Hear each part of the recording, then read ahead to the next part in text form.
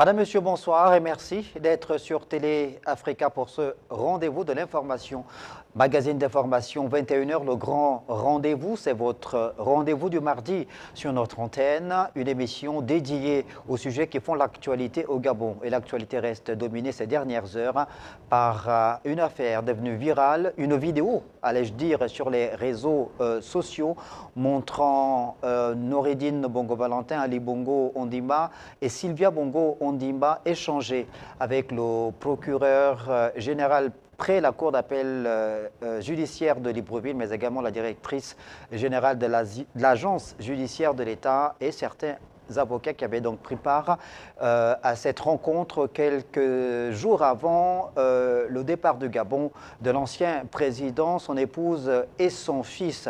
Dans cette même veine, vous le savez, le 10 novembre prochain sera donc ouverte la session criminelle spéciale qui va également consacrer l'ouverture du procès contre Noureddine Bongo-Valentin, Sylvia Bongo Ondimba, dont il est reproché de faits de malversation et des détournements massifs des deniers publics au Gabon.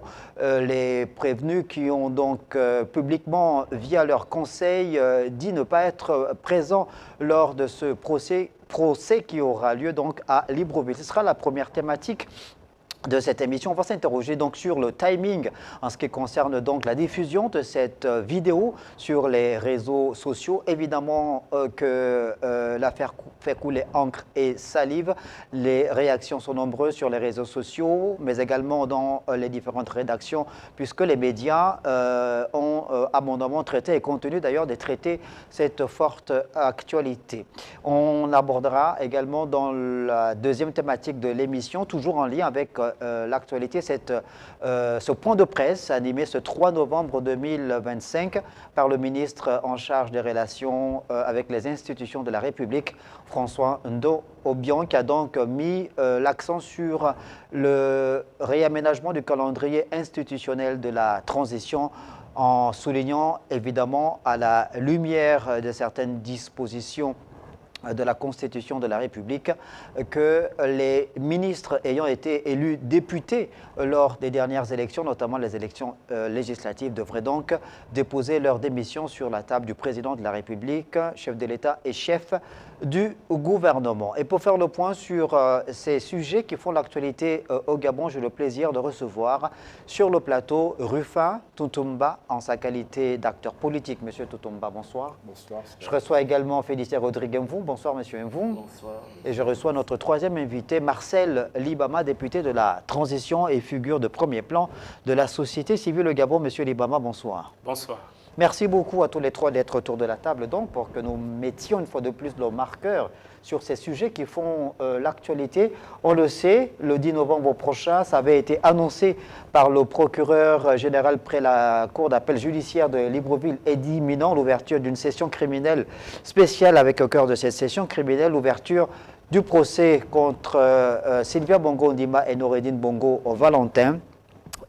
Il y a quelques jours donc, Eddy Minant l'a annoncé, et depuis ce 3 novembre, une vidéo mettant en scène les protagonistes, notamment les accusés, Sylvia Bongo Ondimba, son époux Ali Bongo Ondimba et leur fils Noureddine Bongo Valentin, est en train de défrayer la chronique, et les médias d'ailleurs qui ont tenu à traiter cette forte actualité. Je propose de regarder d'abord cette réaction d'un média donc de la place qui a tenu donc à réagir à partir donc d'une publication. Merci de mettre à l'antenne donc ce titre-là du média magazine Superstar, dont le titre est explicite: trahison déguisée quand des activistes de la diaspora vendent le Gabon à ses ennemis. Donc ça, c'est le regard porté par le magazine Superstar. C'est un média en ligne. On va d'ailleurs lire quelques extraits de ce confrère au sujet de cette vidéo devenue virale. Selon le magazine Superstar, ces activistes ont privilégié l'argent et la posture au détriment de la nation. Ils acceptent des millions, des privilèges et des promesses de retour en arrière et en échange retournent leur colère contre les autorités. Ce qu'il est, en revanche, c'est la fuite savamment orchestrée de cette vidéo, une manœuvre signée du clan Bongo lui-même qui tente désespérément de mettre la pression sur les nouvelles autorités dans l'espoir de récupérer des avoirs saisis par la justice gabonaise. Il y a également un autre article dans la même veine. On peut lire donc ce titre de cet article également, Procès Noureddine et Sylvia, quand les activistes alimentaires se transforment en mercenaires de la toile. Alors, première question, comment vous réagissez, Félicien Rodrigue, vous, à la lecture de ces coupures de presse?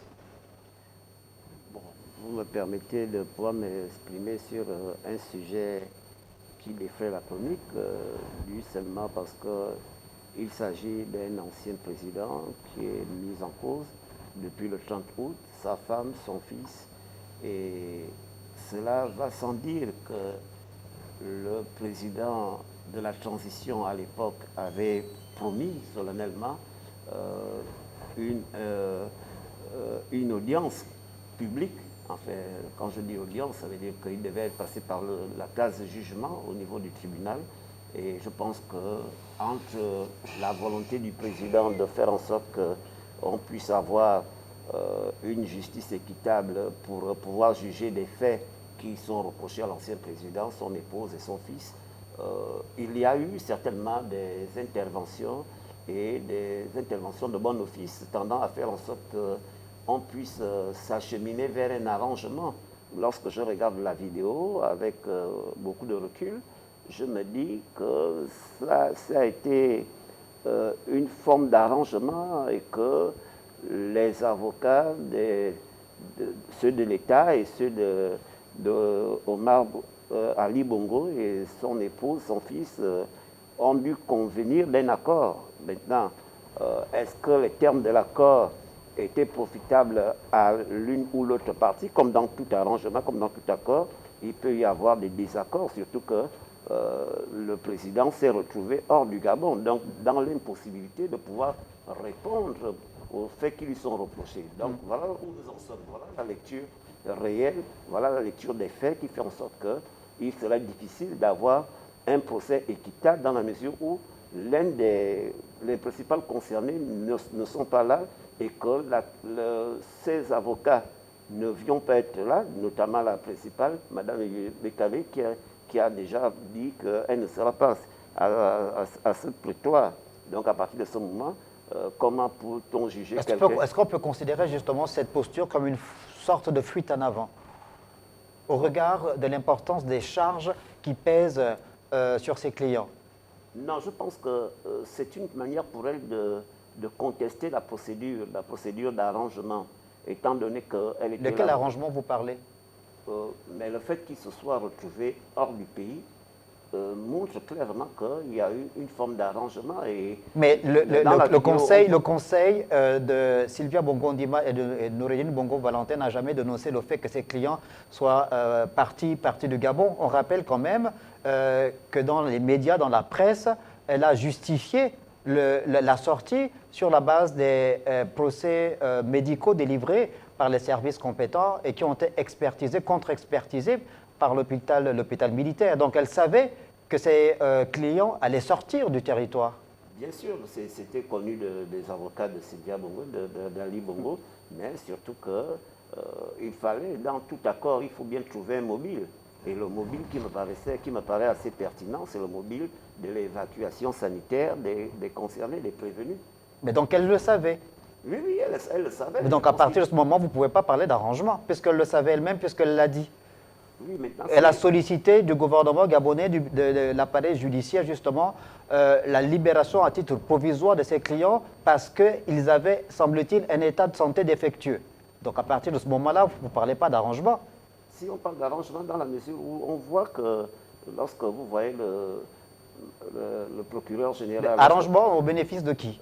Non, c'est-à-dire que un arrangement, ça veut dire que les arrangements, je vous ai dit qu'on peut poser des bons offices, mais les arrangements sont de nature à faciliter pour que vous soyez une mise en liberté provisoire. En réalité, c'est ce Pour des raisons de santé. Pour des raisons de santé, mais il y a quand même des en-dessous qu'on ne pourrait pas nier ici.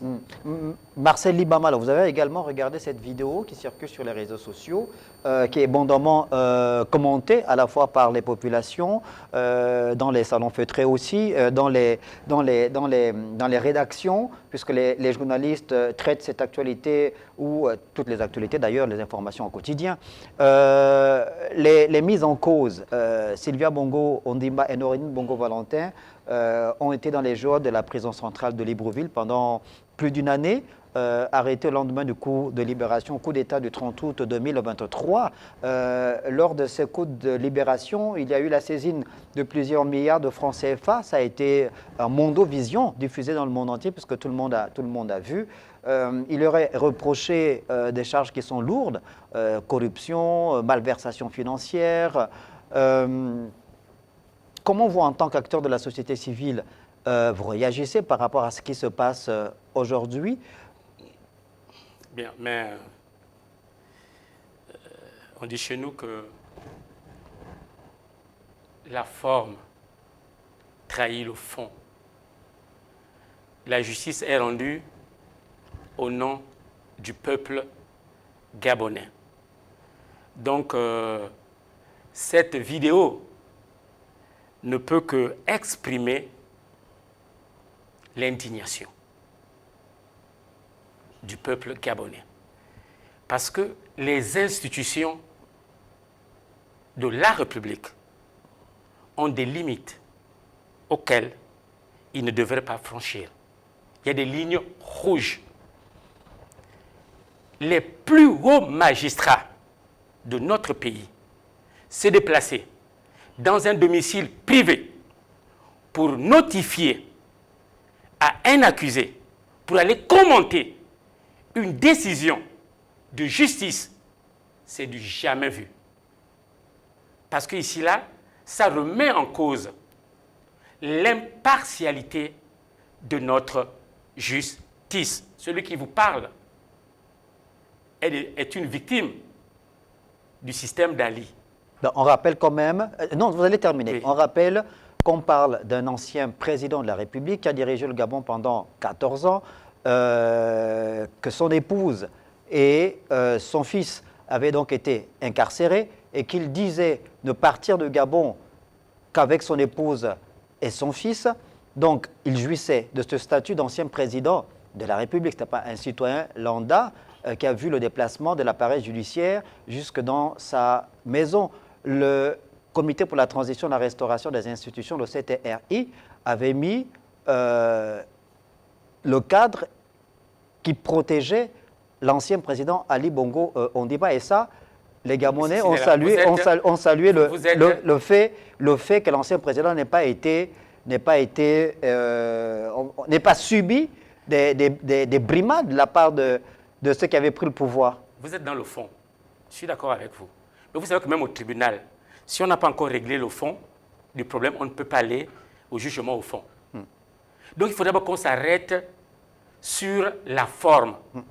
Les plus grands, les hauts magistrats de la République, c'est rendre à un domicile privé pour notifier, pour aller commenter une décision de justice. Ça ne se voit que dans les États bananières. Parce que la justice est rendue, comme je vous l'ai dit plus haut, au nom du peuple gabonais. Donc l'honneur et la dignité du peuple gabonais est engagée dans cette entreprise.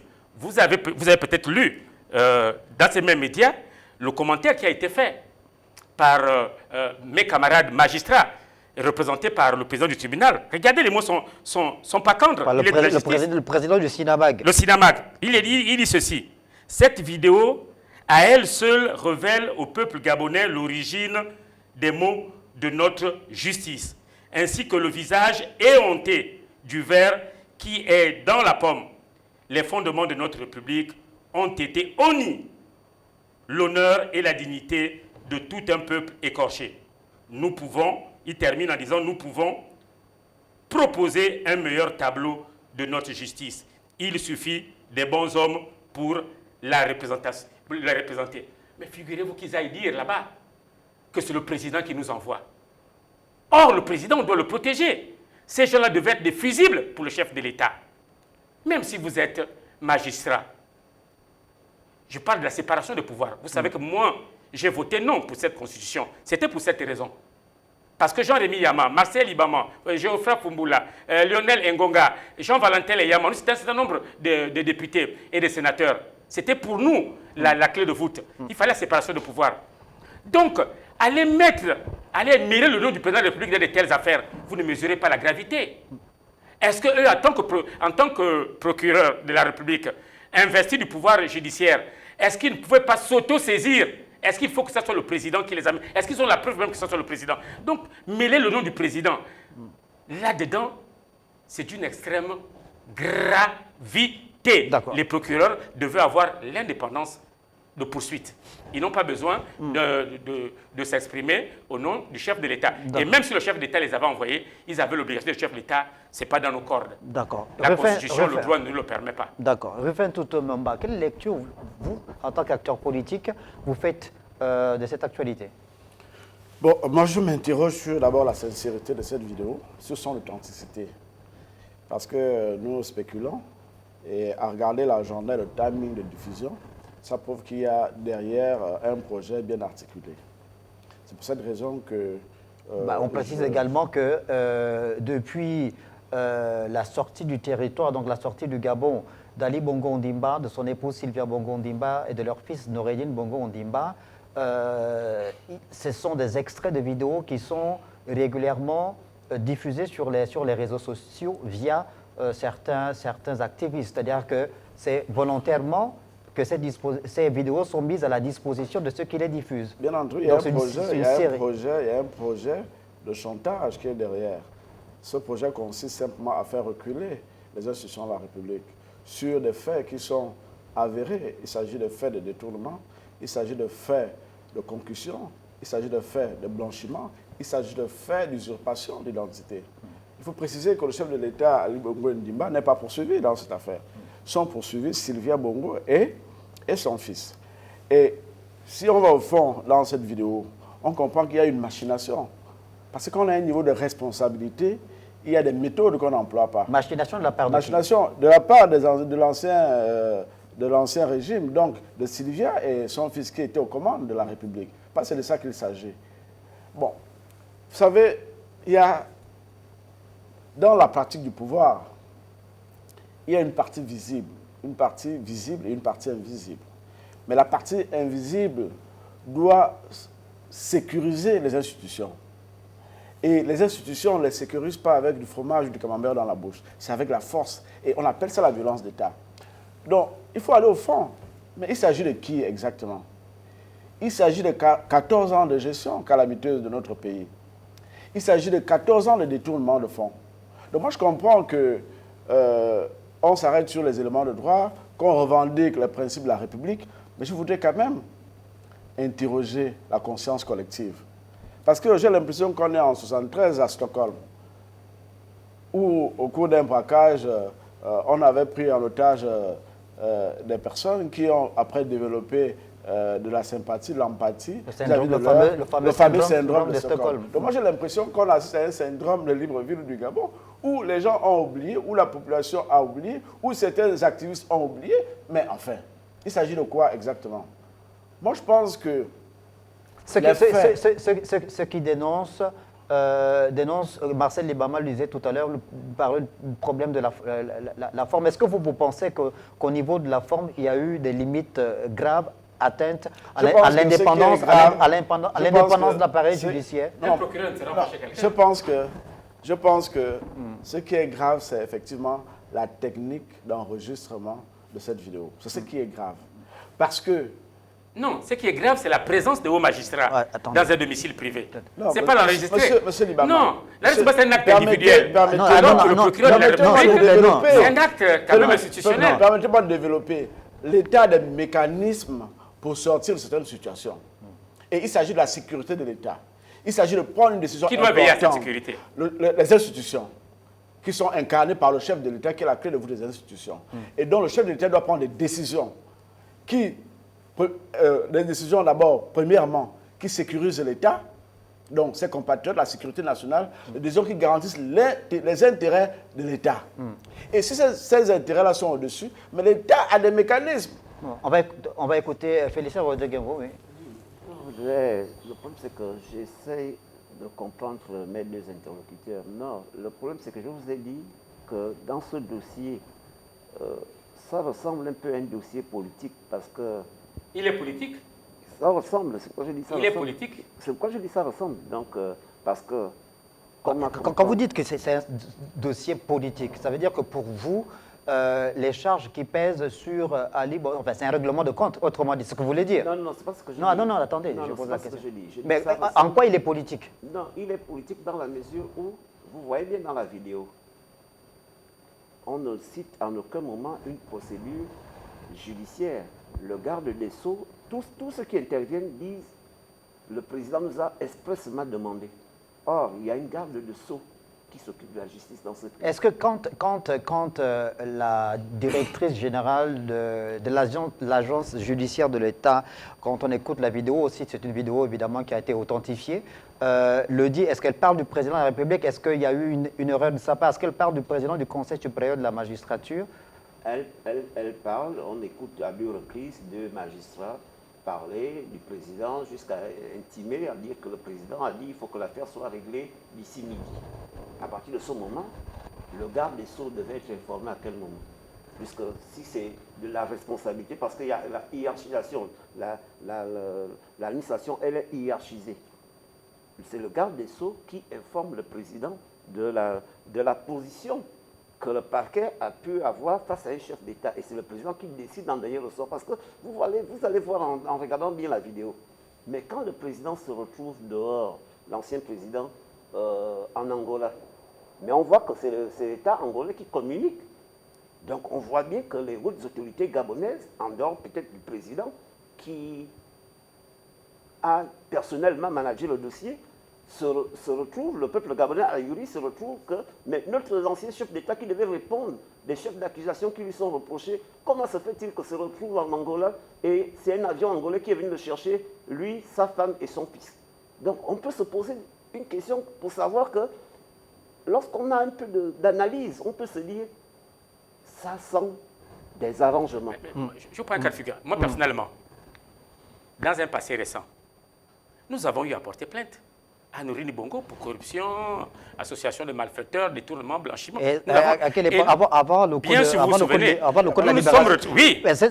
Cette plainte a-t-elle prospéré? Bien sûr, c'est pas allé loin. Donc Noureddine a été arrêté? Non. Ben voilà. Non, excusez-moi. Nous nous sommes retrouvés devant le procureur de la République, Noureddine et nous. J'étais accompagné de Jean-Rémy Yama, Ghislain Malanda, Georges Paga et Marcel Ibama. Quelle a été la suite? La suite, c'était quoi? Vous avez porté plainte sur des éléments qui vous semblaient être, probants.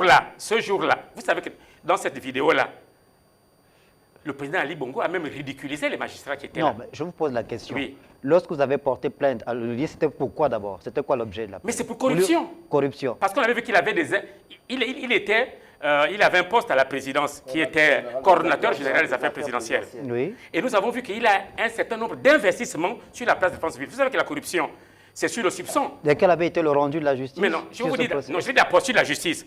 Raponda, qui était à l'époque procureur, nous ne sommes pas allés au bureau de Noureddine Bongo. Noureddine était au tribunal. Nous nous sommes retrouvés au tribunal. Noureddine était accompagné de son avocat, la même Gisèle. Et vous comprenez? Mais là, suivez le discours de Dali dans cette fête. Il ridiculise les magistrats. Il dit, mais notre avocat est où? L'État est là avec les avocats. Parce que le problème qui se pose aujourd'hui, c'est l'impartialité de notre justice qui est remise en cause. Monsieur Sinela, vous pouvez demain vous retrouver. Vous êtes journaliste et vous savez que ceux qui se retrouvent le plus souvent en prison arrêtés, c'est les journalistes, c'est les syndicalistes, c'est les hommes politiques, la plupart de l'opposition. Nous ne sommes pas tous à l'abri. Et moi, je suis passé par cette case-là. Et je me reconnais dans ce qui est en train de se passer. Nous sommes allés en prison. C'est le président de l'époque qui nous avait mis en prison. Lorsque nous sortions de la prison, c'est le président qui nous fait sortir de la prison. Et nous sommes pratiquement dans le même schéma qui se dessine. Et cette justice, je tiens à vous le rappeler, elle est dite au nom du peuple gabonais. D'accord. Donc, il n'y a pas des petits justiciables et des grands justifiables. La justice doit être impartiale. Alors là, ce n'est pas le cas. Ils n'avaient pas à se retrouver dans un domicile privé. D'accord. Rufet Otomba, sur ce point de vue développé par Marcel Libama, pardon, la justice avait-elle à mettre en place des mécanismes spéciaux pour échanger avec ces prévenus, ces présumés coupables, Sylvia Bongo Ondimba et Noréline Bongo Valentin? Est-ce que c'est le statut d'ancienne première dame, d'épouse de chef d'État qui pourrait justifier le fait que des hauts cadres de l'appareil judiciaire se sont déplacés jusqu'à... Il ne s'agit pas de justice. Il s'agit de sécurité nationale. Le contexte est lequel? Nous sortons d'un coup d'État sans effusion de sang, dans lequel l'armée s'est interposée pour défendre les intérêts de la République. Et le chef de l'État est mis en quarantaine, son épouse et sa femme sont arrêtés. Et la communauté internationale, par les lobbies, par la présence de certains chefs d'État, a fait pression sur le Gabon. Et le chef de l'État a dû prendre position en tenant compte d'un certain nombre de facteurs, dont la sécurité, la souveraineté et les intérêts de notre pays. Donc je pense qu'il faut aller au-delà de cette vision de justice. Il ne s'agit pas de la justice, c'est un problème plus profond. Il s'agit des intérêts. Et je crois, sans m'avancer, que le président de la République a dû prendre une décision difficile en ce temps. Mais quand on suit la vidéo... Mais ce n'est pas le président qui prend les décisions, c'est les magistrats. Attendez. Le président n'a aucune décision à prendre dans une affaire judiciaire. Marcel Libama. Puisqu'il y a la séparation, entre guillemets. Mais je suis d'avis, mais je vous dis que pour que le couple présidentiel sorte du territoire national, il a fallu que le président prenne une décision. Et c'est pour cette raison que... vous le mettez en cause de la justice. C'est pour cette raison que je dis qu'il ne s'agit pas de justice. Il ne s'agit pas de justice. On est dans quoi? S'il s'agissait de justice, il devait être en prison et disponible. Attendez, sur la communication qui a été faite de façon officielle par le président, par le procureur général de la Cour d'appel judiciaire de Libreville, les prévenus ont été libérés par la justice pour des raisons médicales, on l'a dit. Bien sûr. Mais le président va faire quoi là-dedans? Pourquoi vous parlez du président? Nous sommes quand même des gens d'un certain niveau. Permettez que je le dise. Non, moi je suis journaliste. Permettez que je le dise. Je suis journaliste. Voilà, ce sont les faits. Je me base sur les faits. Ben oui, sur les faits. Mais la vidéo parle de l'état de santé de Sylvia. Oui. Ceux qui sont allés disent clairement que c'est pour des raisons de santé qu'ils sortent. Et ils sont allés certainement mettre des garanties de représentativité, se rassurer qu'ils reviendront, n'est-ce pas, pour être jugés. Et ils ont précisé dans cette vidéo que le procès est pendant. Est-ce que ça veut dire que, selon vous, ils ont usé de la ruse, justement, Sylvia Bongo Ondimba et Ali Bongo Ondimba? Mais c'est ça la conséquence, puisqu'on voit le timing de diffusion des vidéos, on voit le style de défense qui est mis en œuvre, mais ils ont usé de la ruse. Pas du tout. Ils ont usé de la ruse. Pas du tout. Oui, pas du tout. Il n'y a aucune ruse. Ici, il faut comprendre deux choses. Il n'y a pas de ruse. La première chose, c'est qu'on peut contester la procédure, parce qu'en réalité... Donc la forme. Oui, parce que la forme se fait d'une certaine façon. Je vous ai dit, et je continue à le dire, Ayali Bongo lui-même le dit, et ça a été rappelé par le procureur général et la présidente et la directrice générale de l'agence d'hygiène d'État en disant que depuis longtemps vous auriez dû sortir. C'est vous qui avez mis le veto que vous ne sortiez pas tant qu'il n'y a pas votre femme et il n'y a pas votre fils. Sinon, depuis longtemps, vous deviez sortir. Donc, Ali Bongo a joué la montre en se disant, je ne peux pas partir seul du Gabon. Si je dois partir du Gabon, je vais partir avec mon épouse et mon fils. Je pense que c'est ça les termes de l'accord. La question que je me pose, est-ce que ces magistrats avaient vraiment droit d'être là? Non, est-ce qu'ils devaient être là? Est-ce qu'ils sont à leur place là? Non. Moi, j'ai été aussi injusticiable. D'accord. On m'a aussi interdiction de sortir. On me l'a notifié. Je ne suis pas parti. Ils ne sont pas venus à mon domicile. On a compris. Quelle est cette justice-là où on sera au domicile des gens? D'accord. Oui, allez-y. Oui. Mais attends, on nous regarde. On nous regarde à travers le monde. Je suis d'accord avec vous. On peut contester la procédure. Mais ici, il y avait, je pense que, il y avait une urgence. Si la procédure est fausse, tout le reste est faux. Oui, mais je pense qu'il y avait une urgence. Non, même le fond est faux. Est faux, oui, bien sûr. Non, je vous dis que ça ressemble... La Ça, femme c'est paye selon le vous. fond. Ça, c'est selon vous. Ça ressemble à une affaire politique. Pourquoi? Parce que dans la mesure où, je vous ai dit que c'est la directrice générale de l'agence judiciaire qui dit que M. Ali Bongo, le président Ali Bongo, vous aurez dû sortir il y a longtemps. C'est vous qui avez mis pratiquement un veto pour que vous ne pouvez pas partir sans votre Ils femme, n'ont pas commenté sans les votre décisions de fils. justice. Donc, Ils n'ont pas à les À partir commenter. de ce moment, ça veut dire quoi implicitement? Ça veut dire que Ali Bongo tenait les tenants de la procédure quelque part. Parce que si tu imposes, si tu mets pratiquement un veto, que moi je ne peux pas bouger du territoire s'il n'y a pas ma femme et mon fils. Mais est-ce que, s'il vous plaît, Sarkozy non, en France, attendez. À quel moment les juges français se sont rendus au domicile de Sarkozy répondait Attendez. aux convocations de la justice. Est-ce que justement Sarkozy, le les pouvoir, magistrats ne s'il sont vous jamais plaît, allés chez Sarkozy. ouais, s'il vous plaît, Pourquoi est-ce que le pouvoir de la transition, les autorités de la transition, n'ont pas adopté cette posture sur la base des éléments tangibles et probants qu'ils avaient, les charges retenues contre Sylvia Bongo et Noureddine Bongo Valentin notamment, puisque disposant de l'appareil de l'État, de tous les leviers de l'État, donc ils avaient toutes les bonnes informations qui leur permettaient de pouvoir être sûrs de l'importance des sommes détournées dans les caisses de l'État par les accusés, et qu'il fallait donc tout faire pour mettre en relief des mécanismes qui permettent finalement au Gabon de récupérer ces fonds-là, non? Non, je pense plutôt qu'il était devenu un otage pratiquement encombrant. Je pense que c'est ça le fond de l'idée. Ali Bongo était devenu un otage encombrant et lui, il a joué sur ça pour dire « je ne peux pas sortir du Gabon sans ma femme et sans mon fils ». Mais maintenant, les autorités ont toujours la même mise.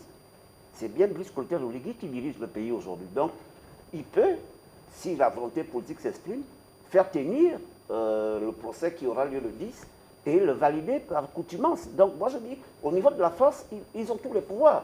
Donc maintenant, ce qu'il faut comprendre, c'est que moi je soupçonne et je pèse mes mots, il y a eu une forme d'arrangement. Et lorsqu'on regarde les contrats, lorsqu'on regarde l'attitude d'Ali Bongo, lorsqu'on regarde l'attitude de Noureddine et de sa mère, on comprend aisément, et l'attitude même des hauts magistrats, on comprend aisément qu'il y a eu une forme d'entente. Rufin totalement. La justice. Il y a la Voilà. volonté de rapatrier les fonds. Il y a la volonté de rapatrier les fonds. Et vous savez qu'en l'espèce, n'est-ce pas, l'essentiel des avoirs se trouve à l'extérieur du Gabon. Donc c'est pour cette raison que le mécanisme qui est déployé ici, c'est un mécanisme qui permet de faire revenir les fonds et de saisir un certain nombre de biens. C'est de ça qu'il s'agit. Donc il ne s'agit pas ici de, comme développe mon frère tout à l'heure, il ne s'agit pas ici d'une volonté politique qui tend à discréditer la justice. Non. Il s'agit ici de mettre en place les intérêts du Gabon, d'abord, avant tout. C'est pour cette raison que j'ai dit que la position qui était celle du système de transition était une position qui devait d'abord tenir compte de la sécurité nationale et des intérêts du Gabon. Et c'est de ça qu'il s'agit. D'accord. Marcel Libama. Alors, la session criminelle spéciale s'ouvre le 10 novembre prochain dans l'ouverture du procès contre Sylvia Bongo Ondimba et Noureddine Bongo Valentin, évidemment. Eddy Minnan, que le procureur général près la Cour d'appel judiciaire de Libreville, a annoncé il y a quelques jours que les prévenus ne seront pas... Non, les prévenus eux-mêmes déjà, depuis plusieurs mois, avaient déjà annoncé qu'ils ne seront pas physiquement là. Mais le procureur général a précisé que ce procès va effectivement se tenir. Donc, dans le fond, l'affaire sera jugée. Il y a il y a un enseignant qui a mis en relief quelques éléments qui peuvent emmener justement l'État gabonais à pouvoir activer certains mécanismes qui pourraient faire en sorte que il y ait davantage de pression autour de Sylvia Bongo Ondimba et de Noureddine Bongo Valentin qui ont volontairement refusé de prendre part à ce procès. Mais bien sûr, quand vous voyez cette vidéo-là, est venue jeter le discrédit sur la suite. Vous voyez les commentaires, ici et là, des magistrats, des universitaires, tous ces commentaires, toutes ces opinions qui s'expriment, tous ces experts qui s'expriment autour de cette affaire-là, jettent un certain discrédit qui va jusqu'à dire que c'est un simulacre, c'est une parodie. C'est ça la vérité. Vous avez suivi l'avocate Gisèle Eyue, c'est ce qu'elle a eu à dire. Elle a donné les raisons. Elle ne serait pas à ce procès. Donc si les principaux concernés du procès ne sont pas là, leurs avocats ne sont pas là, vous voyez clairement que le procès Oui, se mais vide mais de tout son sens. Oui, mais à partir de l'État gabonais, depuis la justice, Marcel Libama, depuis le début de l'affaire, l'État gabonais a semblé mettre en relief l'environnement idéal pour permettre justement la mise en place ou l'ouverture de ce procès-là. L'ouverture de ce procès. Le problème, c'est les magistrats. Les magistrats n'ont encore rien compris depuis l'entrée à 5e pouvoir. Ils doivent prendre leurs responsabilités. La magistrature s'auto-censure. La magistrature se cache derrière le président. Alors que ce pouvoir-là peut s'auto-saisir sur ces affaires-là et s'exprimer au nom de la justice. Quand elle commence à mêler le nom du président de la République dans un processus comme celui-là, ça interroge plus d'un. Donc, je veux vous dire que le procès qui s'annonce est déjà entaché. Parce que la justice, par ces actes-là, montre qu'elle n'est pas indépendante, elle n'est pas impartiale, elle n'est pas crédible. Félicien Rodrigue, vous. Alors, donc, on revient sur cette tribune de cet enseignant, Emmanuel Thierry Kumba, dans le journal Gabon Review, donc, Emmanuel Thierry Kumba, qui propose 5 pistes sur lesquelles l'appareil judiciaire pourrait s'appuyer. Donc, activer, premièrement, garantir la tenue du procès malgré l'absence des accusés. Ça, le procureur général Eddy Minon l'avait déjà dit. 2, demander l'extradition depuis le Royaume-Uni ou un autre pays de résidence. On imagine qu'il y a des relations, des coopérations, voilà, des accords entre le Gabon et ces pays-là. 3, gérer la dimension française où leurs avocats qui interviennent. 4, attaquer les avocats gabonais qui ne veulent pas assister. Donc là, on parle clairement de maître Gisèle Eyue. Elle a évoqué des raisons. Dans tous les cas, c'est-à-dire que les 4 possibilités que notre frère développe dans Gabon Review ne peuvent pas prospérer. Pour la simple raison, c'est qu'il n'y a pas un dispositif clair qui peut contraindre l'avocate, maître Gisèle Eyue, d'assister à cette plaidoirie, parce que le problème c'est que vous-même vous l'avez soulevé au premier motif, ça veut dire que ceux qui poursuivent, c'est-à-dire que le procureur général, mais le garde des Sceaux dans tout ça, c'est-à-dire que cette affaire ressemble, je vous ai dit, à une affaire politique parce qu'on parle de gros sous, parce qu'en réalité, c'est l'État gabonais qui devrait poursuivre. Or, pour que l'État gabonais poursuive quelques citoyens qui a fait des malversations, il y a une procédure. Il y a une procédure en la matière. Or, si la procédure est inexistante et qu'on s'en tient... Elle existe, mais elle est biaisée. Elle est biaisée et qu'on s'en tient uniquement au fait que, bon, on fait la raison du plus fort, à partir de ce moment, on quitte du champ de la justice. Or, moi, je continue à penser que s'il faut établir la justice, l'actuel pouvoir a tous les moyens de pouvoir juger les prévenus par accoutumance. On va terminer. C'est ce qui risque de D'accord, on va terminer sur cette première partie avec vous, Rufin Toutoumba. Alors, cette affaire, évidemment, l'affaire Noureddine Bongo Valentin Sylvia Bongo, révèle sur la place publique la soif de justice de la part des populations gabonaises qui réclament d'avoir une justice plus indépendante, plus juste. La 5e République a consacré à travers la nouvelle constitution des dispositions qui renforcent justement le pouvoir de la justice et qui demandent à la justice de rendre justement cette justice au nom du peuple, comme le disait Marcel Libama, surtout au nom du droit. Il faut davantage travailler à rendre ces dispositions contenues dans la mère de loi, il faut davantage travailler pour les traduire en actes. Bien sûr, aussi longtemps que le Gabon existera, nous allons toujours aller vers la quête d'une justice plus juste et plus équitable pour tous. Ce qu'il faut dire, c'est que l'absence du prévenu à un procès ne biaise pas l'objectif du procès. Et donc, si le couple Noureddine et maman n'est pas présent à l'audience, ben ça n'entache pas le déroulement du procès. D'autant plus que du point de vue du droit, il y a des mécanismes qui existent et dont le jugement par contumace existe. Et je crois qu'à ce titre, un procès se tiendrait. La question de fond est de savoir est-ce que les faits qui sont reprochés à Noureddine et à Dame Sylvia sont des faits avérés, c'est la question de fond. Et si les faits sont exacts, ben il faut bien que la justice, n'est-ce pas, puisse trancher. 10 novembre prochain, donc, ouverture de la session criminelle spéciale, ouverture de ce procès. Noureddine Bongo Valentin, Sylvia Bongo qui seront donc jugés par contumace. On reviendra sur cette actualité dans nos prochaines émissions. On ouvre à présent le second tiroir de cette émission avec la rubrique reportage.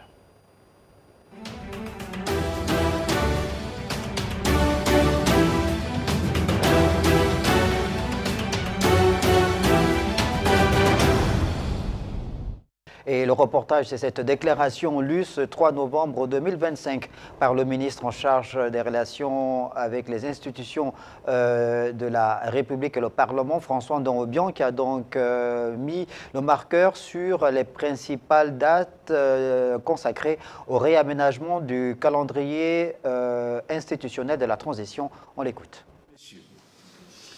Bienvenue à ce point de presse du ministère de la Réforme et des relations avec les institutions sur les hautes instructions du président de la République, chef de l'État, chef du gouvernement, son Excellence Brice Clotaire Oligui Nguema, j'ai l'insigne honneur aujourd'hui de vous présenter les grandes lignes du réaménagement du calendrier institutionnel de la transition. Cette communication a pour objectif de clarifier le cadre légal, rénover les enjeux démocratiques et les échéances qui structurent notre action commune. Nous agissons avec transparence et précision afin que chacun puisse suivre, comprendre et accompagner ce processus dans un esprit de responsabilité et de confiance mutuelle. À la lumière des directives données et du fait que notre pays s'est récemment doté d'une nouvelle constitution et d'un nouveau code électoral qui fixe le cap et les mécanismes de notre vie démocratique, ce réaménagement se veut un acte de discipline et de fidélité à l'état de droit. Il s'inscrit dans un cadre loyal et transparent, s'appuyant sur ces textes pour fixer les échéances et les mécanismes de mise en œuvre de la transition, afin de garantir une continuité institutionnelle sans rupture et une fin de transition ordonnée. On peut citer entre autres les articles 73 et 84 de la Constitution, ainsi que les articles 276, 245, 273, 274, 275 du Code électoral, qui ont essentiellement guidé ce réaménagement. Le chronogramme réaménagé fixe donc de manière explicite la fin de la transition au Gabon. Cette précision dissipe l'incertitude, structure les décisions et offre une feuille de route claire pour agir avec efficacité et dignité. L'objectif demeure inchangé, conduire une transition qui s'achève selon le calendrier défini, dans le respect des échéances et la fiabilité exigée par le peuple et nos partenaires extérieurs. Cette démarche affirme l'importance du cadre constitutionnel et témoigne de notre détermination à agir avec rigueur et responsabilité afin d'écrire une page durable de l'histoire qui porte le Gabon vers une 5e République solide et prospère. Aujourd'hui, nous proposons une approche politique résolue et inclusive, une dynamique de progrès mesurée mais ferme, une gouvernance qui écoute et agit avec discernement, une vision partagée qui transforme l'incertitude en opportunité et rassure ceux qui nous accordent leur confiance. Aux concitoyennes et concitoyens, ce message porte votre sécurité, votre dignité et l'avenir de notre nation comme fil rouge de chaque décision.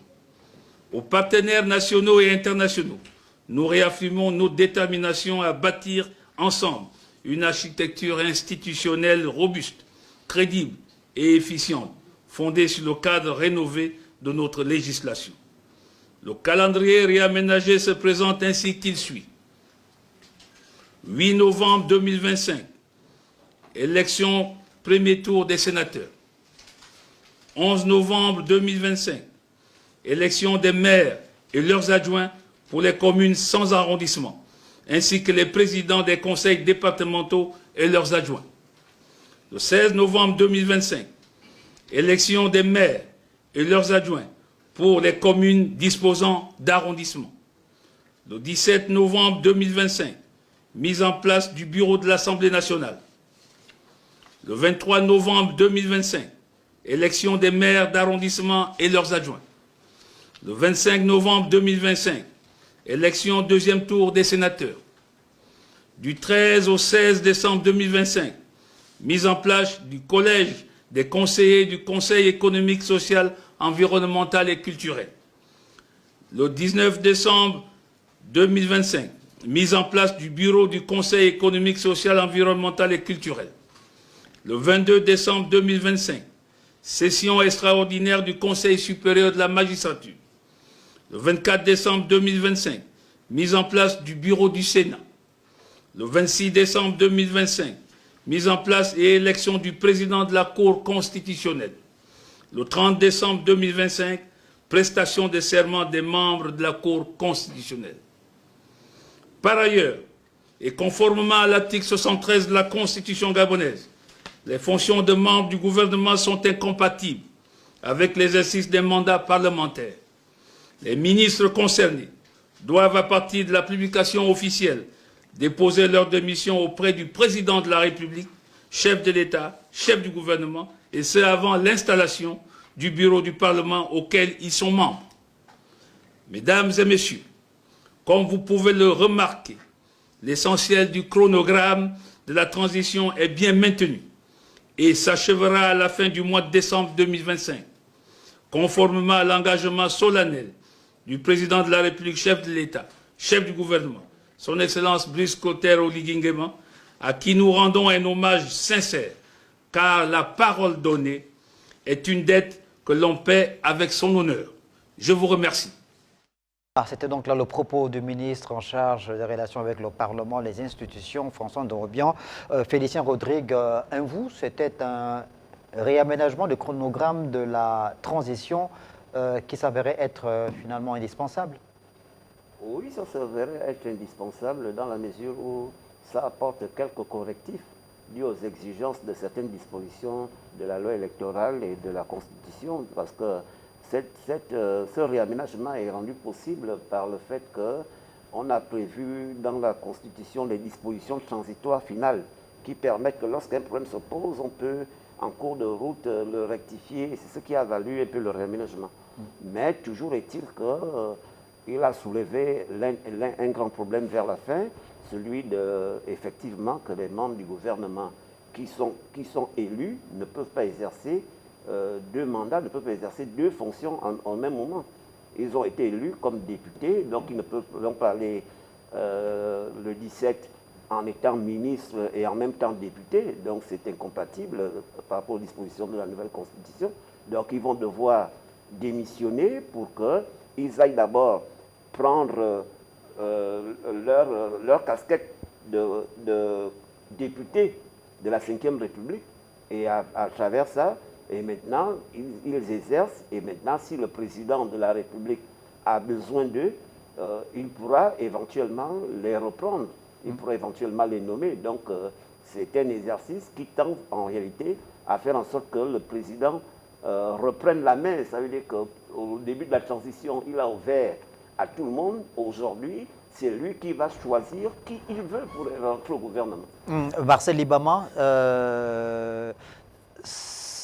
on fait œuvre de pédagogie dans ce sens-là, parce que depuis cette déclaration du ministre François Ndorobian, il y a de la confusion auprès de certains qui pensent que les dispositions de la Constitution de la République ou la loi électorale interdisent désormais à un ministre qui a été élu, député, d'être membre du gouvernement.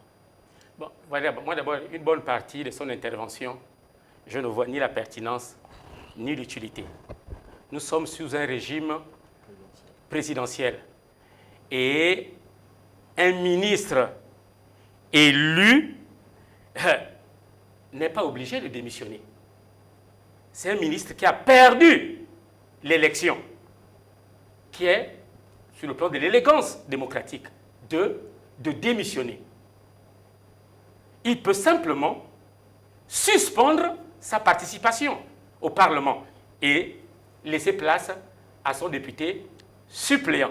Ça se passe comme ça sous un régime présidentiel. Un ministre élu n'est pas obligé de démissionner. Parce que celui qui parle, il est ministre des Relations avec le Parlement. Il n'est pas porte-parole du gouvernement. Dans ce gouvernement, il y a des ministres qui sont plus en grade, plus élevés que lui. Il y a des ministres d'État. Il y a le vice. Mais est-ce qu'il ne parle pas justement parce qu'il a un ministère qui fait le lien entre le Parlement et le gouvernement? Ce n'est pas de sa compétence. Ce n'est pas de sa compétence. Il y a ses supérieurs qui sont à l'intérieur, qui ont été élus.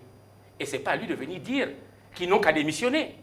Mais là, il ne fait pas une injonction non plus. Mais ça a tout l'air. Et mettre le président de la République par derrière. Non, vous pensez Au pas Gabon, quand même que nous François, avons comme... vous pensez pas quand même que il a cité le nom du président là-dedans. que François Ndombia ait pris d'air chef la responsabilité de demander ou de sommer ces ministres-là qui ont été élus de sortir du gouvernement. Et font faire parfois au président tout et n'importe quoi. Souvenez-vous que lors de l'investiture du chef de l'État au stade, le président avait déjà annoncé le chronogramme pour la suite, pour les autres institutions. Or, ne peut donner le chronogramme de la suite que le responsable des élections, en charge des élections, qui saura à quel moment on va organiser les élections, que ce soit des députés, que ce soit des sénateurs. Je reviens sur la Constitution. L'article 424 de la Constitution est clair que la mise en place du nouveau bureau de l'Assemblée nationale a lieu 15 jours après la proclamation officielle. Or, nous ne connaissions pas d'avance le jour que la Cour constitutionnelle va proclamer les élections. Parce qu'il y a d'abord un contentieux qu'il faut vider, ensuite proclamer les résultats. Donc, après les 15 jours, le premier jour ouvrable qui suit, c'est là où il y a la mise en place du bureau de l'Assemblée nationale. Et il ne faut pas prendre les ministres qui ont été élus pour naïfs, pour des enfants de cœur. Ils sont conscients qu'en allant au Parlement, non, aux élections, oui, ils seront députés, ils vont venir au Parlement. Ils sont conscients qu'ils sont en régime présidentiel parce que dans ce gouvernement, vous savez très bien qu'il y a des personnalités très fortes qui ont joué un grand rôle lors du 30 décembre. Je fais allusion... 30 août. Au 30 août, pardon, merci. Au 30 août, je fais allusion au ministre d'État, Mafumbi. Je fais allusion au ministre des Eaux et Forêts, Tossué. Est-ce que vous pensez que des ministres de cette trempe, vous pouvez venir dire à la télé qu'ils n'ont qu'à démissionner? Un peu de respect, un peu de respect pour ce qu'ils ont fait. Rufai Totomba. Non. Il faut un peu de respect pour le travail salutaire que ces gens ont eu à faire. Et des ministres comme ça, pour moi, ils n'ont pas à démissionner. Ils peuvent simplement suspendre Rufai Totomba à la parole. Marcel Ibama. Et céder la place Rufai Totomba à la parole. Aux députés suppléants. Voilà ce que je voulais Monsieur dire. je parle, nous sommes dans un régime présidentiel. Et au terme de la Constitution, les ministres rendent directement compte au chef de l'État qui est chef du gouvernement. Donc, à ce titre, la voix du ministre des Institutions est simplement une orientation d'instruction du chef de l'État qui a demandé de faire cette communication. Simplement pour n'est-ce pas, convenir des usages républicains. Parce qu'en la matière, il faut préciser que nous allons à la rentrée d'une nouvelle législature. Et donc, à ce titre-là, on ne peut pas cumuler les fonctions exécutives et du législatif. C'est pour cette raison que ceux qui ont été élus, n'est-ce pas, doivent démissionner. Mais ils n'ont pas dit qu'ils doivent cumuler. Non, ils doivent démissionner. Pourquoi? Parce qu'il s'agit d'une nouvelle législature qui prend forme. Et à ce titre, ils ne peuvent pas siéger à l'Assemblée nationale ayant la qualité de ministre de la République. Donc, c'est formel et ça... Alors, est-ce que c'est une démission conforme aux dispositions. Est-ce que c'est une démission dans la forme? Est-ce que cela veut dire qu'en démissionnant, ils ne peuvent plus être nommés par le président de la République pour faire partie du prochain gouvernement? Ça n'a rien à voir. Ils démissionnent à la forme pour qu'on mette l'Assemblée nationale sur pied. Et les jours qui vont suivre ou les heures qui vont suivre, le président va communiquer un réaménagement ou un nouveau gouvernement. Si ces derniers sont appelés, si ceux-ci sont appelés, mais ils reviendront au gouvernement. Un ministre n'est pas élu. Un ministre élu sous un régime présidentiel ne démissionne pas. Un ministre est nommé par le chef de l'État. Il faudrait, non, restons dans le cadre de la loi. La loi a évolué. Avant, il faut que je revienne en arrière pour que mon frère Libama comprenne très bien. Avant, notre dispositif législatif permettait qu'on pouvait être à la fois député-maire. Après, ça a évolué et on a dit, si vous êtes nommé au gouvernement, après 36 mois, vous ne pouvez plus repartir à l'Assemblée. Vous voyez bien qu'il y a une forme d'évolution, dans le sens de dire que si tu dures trop longtemps au gouvernement, ton suppléant continue après 36 mois, donc après 3 ans, donc ça évolue. Or, là, nous sommes en régime présidentiel. Je vous ai dit, je prends un cas palpable. Que ce soit Maïs Moussi, que ce soit Mme Carméliane Tuntum, ils sont membres du gouvernement dans un régime présidentiel. Est-ce qu'ils peuvent se rendre le 17 en qualité de députés? Or, ils ont été élus. Est-ce qu'ils peuvent se rendre en qualité de députés? Or, députés, c'est une autre institution. Il y a la séparation des pouvoirs. Nous sommes en régime présidentiel. Ils ne peuvent pas être en même temps juges et partis. Ils ne peuvent pas intégrer être membre du gouvernement et aller porter l'écharpe à l'occasion de 17. C'est incompatible. C'est pourquoi on dit, dès qu'ils vont porter l'écharpe, il revient au seul président de la République de juger si on doit te ramener au gouvernement. En réalité, c'est les membres du gouvernement qui n'ont pas beaucoup lu la loi. Parce qu'au sortir du dialogue, ça existait déjà. Or, ils ont négligé, ils se sont dit, on ne va pas l'appliquer, nous sommes les membres du gouvernement, nous accompagnons le président, et donc le président, on dépend que du président. Et c'est vrai que c'est le président qui va décider qui reste au gouvernement, qui j'ai besoin. Et s'il n'a pas besoin de vous, il vous laisse à l'Assemblée. Autant vous étiez son ministre. Mais parce que c'est. Ils peuvent rester ministres sans démissionner. Parce que c'est à la discrétion du président. Or, ils peuvent rester ministres. Votre suppléant pour chuter, le suppléant des ministres ne sont pas élus. Ils suppléent comme leur nom l'indique. Donc à partir du moment où le député, c'est le membre du gouvernement. Donc il faut que le membre du gouvernement puisse démissionner pour prendre d'abord son siège, sa veste de député. D'accord. C'est une obligation des nouvelles dispositions. Il nous reste 2 minutes avant de mettre un terme à cette émission. Marcel Libama, en guise de conclusion sur cette actualité, qu'avez-vous à dire? Bon, je voudrais simplement que ceux qui ont une parcelle de pouvoir protègent le chef de l'État. Ils doivent se constituer en fusibles. On a trop tendance à mêler le nom du chef de l'État dans tout et n'importe quoi. Or, ils doivent se comporter, comme je l'ai dit tantôt, comme des fusibles pour le chef de l'État. Parce que nous n'avons pas la preuve que tout ce qu'ils disent que le chef d'État, c'est le chef d'État, c'est le chef d'État sous l'inspiration et autres, c'est vraiment l'inspiration du chef de l'État. Je pense que certains sont sous l'inspiration du diable, parce que je connais le chef de l'État. Il ne peut pas demander certaines choses. Je ne crois pas que ce soit le chef de l'État. Si les gens sont allés aux élections, c'est parce qu'ils voulaient être députés.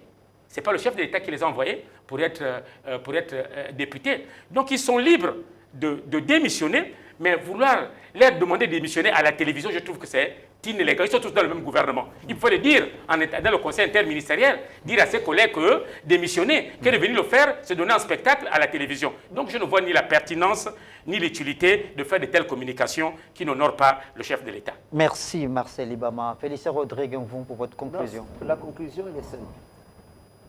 Il y a évolution de la loi. La loi est dure, mais c'est la loi, c'est des nouvelles dispositions. Demain, quand on aura des dispositions qui permettent ce que M. Libama, mon frère Libama dit, on va s'adapter. Pour le moment, on s'adapte aux dispositions, aux textes qui sont en vigueur. Et ces textes-là disent qu'il n'y a pas de cumul. Et tu ne peux pas être en même temps au gouvernement. Or, tu as été élu comme député. Personne n'a cumulé. Hein? Non, c'est-à-dire que tu ne peux pas cumuler dans le sens que... Vous les prêtez l'intention. Ils n'ont pas eu l'intention de cumuler. Vous prêtez les intentions. Personne ne veut cumuler. Conclusion, il revient au président de la République la lourde responsabilité, en âme et conscience, et dans sa discrétion, de prendre qui il veut comme membre du gouvernement. Rufin Totomba. Moi, je voudrais simplement interpeller la conscience collective des Gabonais pour ne pas tomber dans le syndrome de Stockholm, pour dire que la justification du coup de libération du 30 août est toujours d'actualité.